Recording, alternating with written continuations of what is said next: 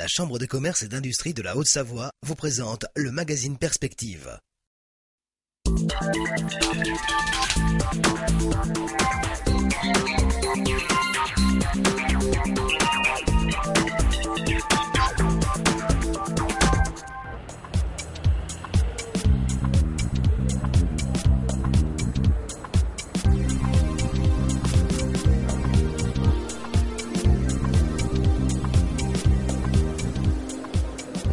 Vous venez de le découvrir, nous sommes cette semaine avec toute l'équipe de Perspective à Paris, au Parc des Expositions, Paris Nord, Villepinte, pour un événement majeur, le Midest, qui s'est déroulé du 17 au 20 novembre 2009.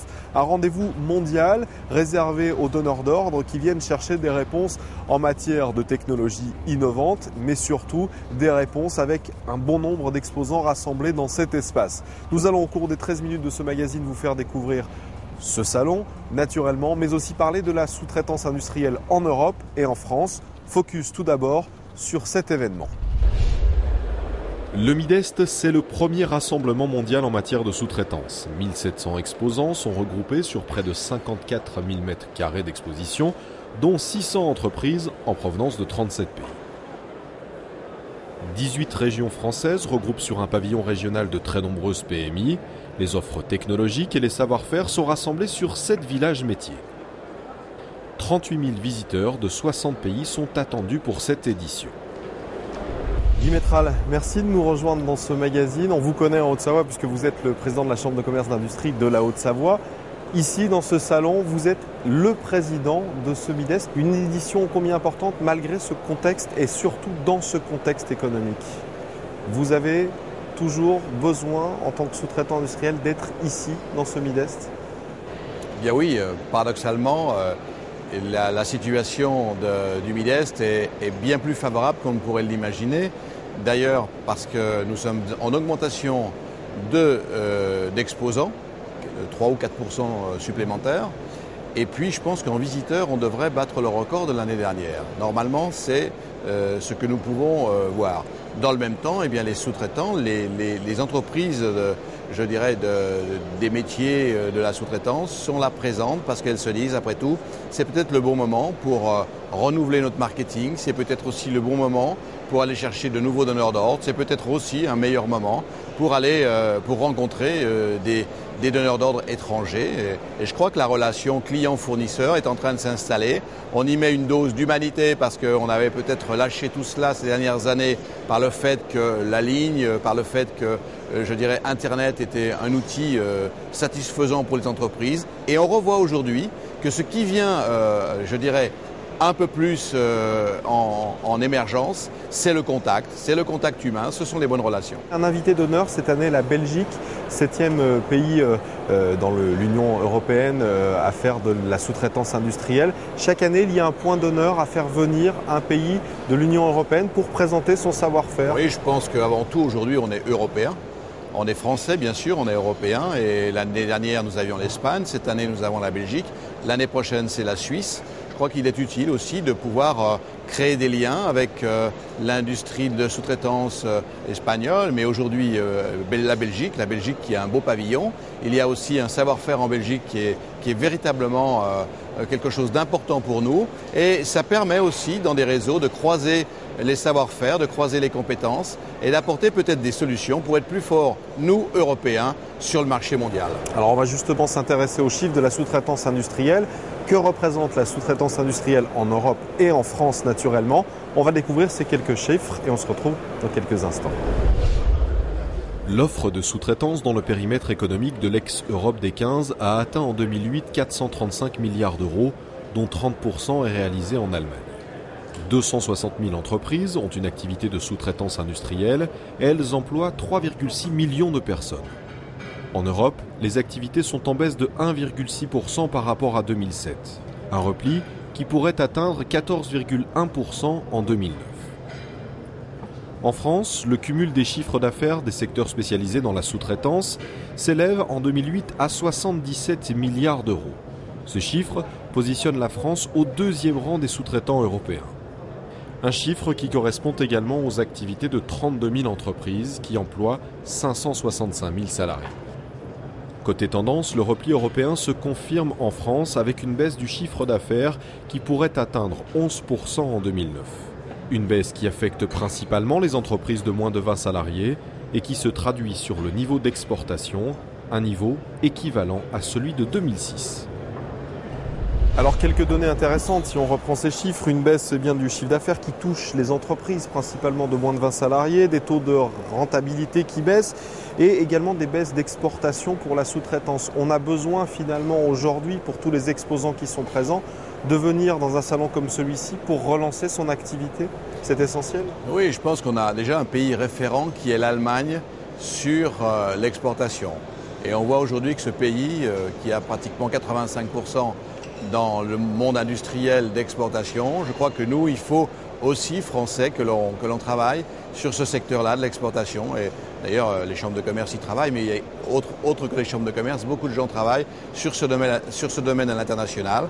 Et d'être ici au Midest, c'est aussi un véritable outil parce que nous avons quand même 35 pays qui sont ici présents et il y a à peu près 14 à 15% de donneurs d'ordre étrangers qui viennent sur ce stand, sur les stands, sur nos stands ici français.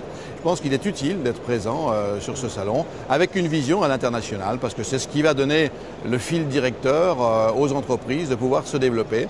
Peut-être que l'Hexagone est encore un peu trop réduit et il faut aller voir ailleurs. Et je crois que le Midest est un bel outil pour faire de l'international. En effet, un salon incontournable pour l'avenir commercial et international des entreprises présentes. Le ministre l'a souligné lors de sa visite. On est en train justement de découvrir quelques images de cette inauguration. Il était à vos côtés, ici, dans ce parc des expositions.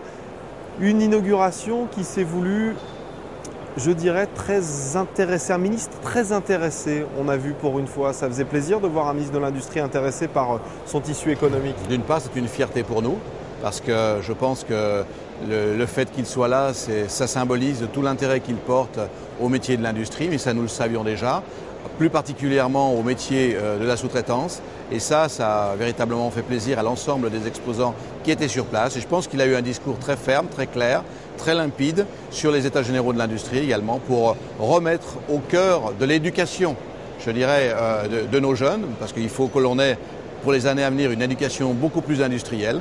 Et je crois qu'il a su passer son message, les mots justes pour comprendre que la sous-traitance aujourd'hui et l'industrie en général, ce sont de beaux métiers pour nos jeunes. Alors on va justement écouter ses propos puisqu'il nous a accordé en exclusivité une interview sur un stand dont on parlera la semaine prochaine, Haute-Savoie Sous-Traitance. Il nous a accordé cette interview, on écoute ses quelques propos et on en reparle juste après. D'abord, on voit que cette période de crise a permis de remettre un peu d'ordre dans la relation, je dirais, client-fournisseur. On a pour tradition de dire donneur d'ordre sous-traitant, ce qui est une appellation que je n'aime pas, parce qu'il y a un peu une hiérarchie. Et c'est pour ça que je préfère parler de client-fournisseur, c'est un vocabulaire que j'essaie de faire rentrer dans la culture industrielle de notre pays. Et nous voyons bien que sans cette sous-traitance, il ne peut pas y avoir de grands industriels. La France ne peut pas avoir un grand avenir, une grande puissance industrielle planétaire, si nous ne préservons pas ces savoir-faire qui démontrent notamment en Haute-Savoie, avec la vallée de l'Arve, avec toute la filière du décolletage, où depuis des décennies, il y a des ouvriers, il y a des ingénieurs, il y a des techniciens qui, dans le domaine de la recherche, du développement, de l'innovation, ont montré un savoir-faire propre à notre pays. Et qu'en cette période de crise, nous devons soutenir. Nous avons vu comment des prédateurs étrangers ont voulu profiter de cette période où la sous-traitance en Haute-Savoie a connu une situation de faiblesse pour essayer de s'emparer de nos brevets. Et il fallait que la France soit présente pour les accompagner en recapitalisation, pour les accompagner avec la médiation du crédit, pour les accompagner sur des reports d'échéance, pour exiger aussi de nos grands industriels d'avoir un comportement plus cohérent avec leurs fournisseurs. Et nous voyons qu'aujourd'hui, toute cette filière en Haute-Savoie est en train de surmonter cette période difficile, en même temps de continuer à investir sur l'innovation pour continuer à la sortie de crise et être de vrais champions du monde. Il faut donc désormais parler non plus de donneurs d'ordre mais de sous-traitants, mais de clients-fournisseurs, c'est ça, éduquer tout le monde à ce comportement un peu plus citoyen, même dans le monde de l'entreprise, on peut le dire ainsi ? Moi, je pense il faut revoir tout le concept du relationnel. Je crois que les clients sont utiles pour les fournisseurs et que les fournisseurs doivent continuer à faire des progrès et bien sûr avancer pour donner satisfaction aux clients. Je crois que cette relation client-fournisseur est beaucoup moins péjorative déjà dans le verbe que donneur d'ordre sous-traitant, comme on a l'habitude de le dire, et moi souvent je dis encore donneur d'ordre sous-traitant. Il y a des états généraux justement de l'industrie. L'ouverture de ces états généraux a été proclamée en novembre. Trouver les enjeux à 30 ans et donc faire que l'industrie finalement fonctionne bien. 44 membres, dont Guy Métral, vous en faites partie. Vous étiez ce matin même, on peut le dire, à Bercy avec l'ensemble de vos collaborateurs pour travailler et membres également pour travailler sur ces états généraux. Qu'est-ce qui va être dit, qu'est-ce qui va être fait à l'issue de cette consultation nationale? D'une part, c'est une consultation qui est large. C'est une consultation qui reprend des thématiques comme les relations clients-fournisseurs, comme l'industrie verte, comme la compétitivité. Et il y a cinq gros thèmes forts. Moi, je suis dans un terme qui est décloisonnement des filières. Ça veut dire d'essayer de faire travailler les gens ensemble, de voir comment on peut progresser, comment on peut aussi créer des alliances techniques, des alliances pratiques, des alliances stratégiques. Et nous travaillons là-dessus. Mais au-delà du comité national, il y a tous les comités qui se font au niveau régional, départemental. Et en Haute-Savoie, nous allons commencer dès le 7 décembre, puis le 14 décembre. Et au niveau régional, le 26 novembre à Lyon.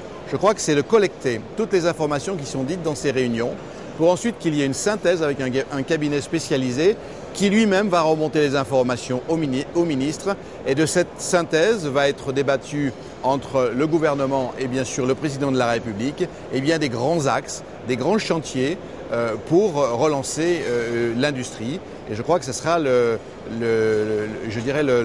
un grand départ sur cette année 2010 et le président de la République, monsieur le président de la République, sera à même de pouvoir donner toutes les informations. Un rapport qui permettra sûrement et certainement à l'ensemble des industriels ici présents et de bénéficier de peut-être de nouvelles conditions de travail et peut-être d'un nouveau discours, de nouvelles relations avec l'État finalement, c'est ça? Nouveau discours, nouvelles relations de travail, nouveau financement également, tout ce qui recherche la recherche, le développement, l'innovation. Là aussi, il va y avoir des possibilités. Tout ce qui va toucher également au domaine de l'international. Comment on va à l'international? Est-ce qu'aujourd'hui on est assez fort pour y aller seul ou est-ce qu'il faut être plusieurs? Travailler également avec les pôles de compétitivité sur les pôles de compétitivité français, mais au-delà, les pôles de compétitivité au niveau international, faire de l'interpôle et pourquoi pas trouver des alliances quelquefois sur des projets communs. Par exemple, la France avec d'autres Français, mais aussi la France avec peut-être les Espagnols, les Belges ou les Allemands, pour aller proposer un vrai projet, sur un produit par exemple, et puis que ce produit puisse être vendu dans le monde entier. Donc il faut aussi repartir, je dirais, du besoin mondial. Merci Guy Métral. Vous parliez à l'instant également de pôle de compétitivité. Il y avait une conférence de presse exceptionnelle organisée sur ce Midest par le pôle Arve Industrie Mont-Blanc que vous connaissiez bien. Pour justement proposer à l'ensemble de cette filière de la sous-traitance de nouveaux outils, parmi lesquels on appelle ça la co-conception, savoir tous travailler ensemble autour d'un projet, que l'on soit client ou fournisseur, vous en avez parlé à l'instant. C'est finalement peut-être ça l'avenir d'une filière et l'avenir de la sous-traitance industrielle en France. Merci d'avoir partagé ces quelques minutes en notre compagnie. Si vous le voulez bien, on se retrouvera la semaine prochaine. On parlera cette fois-ci d'Haute-Savoie sous-traitance, un département qui vous est cher. C'est avec plaisir, merci. Merci Guy Métral. Quant à nous, on se retrouve la semaine prochaine, même jour, même heure, même télévision. À très très bientôt.